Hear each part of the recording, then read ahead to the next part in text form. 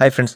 Pro kabaddi season 11లో U Mumba versus మన Telugu Titans యొక్క మ్యాచ్‌లో యుముంబానైతే ప్యూర్‌లీ డామినేట్ చేసి మ్యాచ్ అయితే వన్ సైడ్ చేసి మన తెలుగు టైటన్స్ వచ్చేసి ఒక పెద్ద విక్టరీ అయితే సాధించింది అని చెప్పుకోవచ్చు.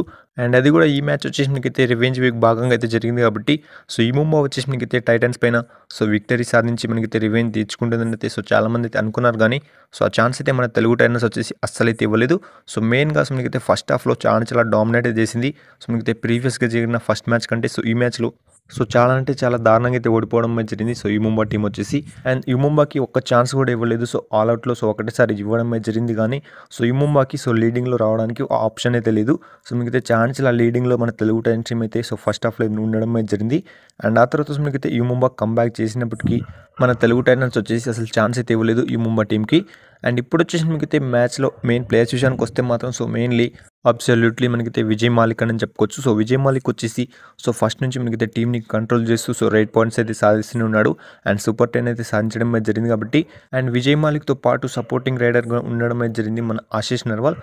ఆశీష్ నర్వాల్ వచ్చేసి మనకైతే Vijay Malik second raider support అయితే ఇవ్వడం జరిగింది. దాంతో తను కూడా సూపర్ 10 అయితే కంప్లీట్ చేయడం జరిగింది కాబట్టి మనకైతే వీళ్ళ వల్లనే ఎక్కువగా మనకైతే రైట్ పాయింట్స్ అయితే రావడం జరిగింది. అండ్ డిఫెన్స్లో కూడా ఈరోజు మ్యాచ్లో మనకైతే చాలా మంచి ప్రదర్శన అయితే ఇవ్వడం జరిగింది. అంటే మనకు మిస్టేకిల్స్ అనేవి అంతగా ఏమాత్రం చేయలేదు. మెయిన్‌గా సాగర్ కానివ్వండి, మనకైతే క్రిషన్దుల్ కూడా ఈరోజు మ్యాచ్ అయితే ఆడడం జరిగింది.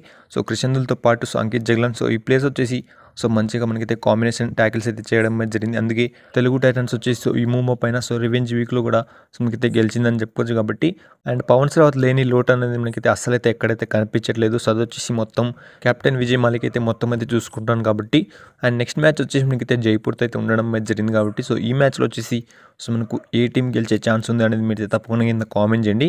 అండ్ ఫైనల్లీ ఈ వీడియోకి అయితే ఎంత చెప్పొచ్చు కాబట్టి ఇలాంటి వీడియోస్ కోసం ఈ వీడియోని లైక్ చేయండి అండ్ ఛానల్ని సబ్స్క్రైబ్ చేసుకోండి.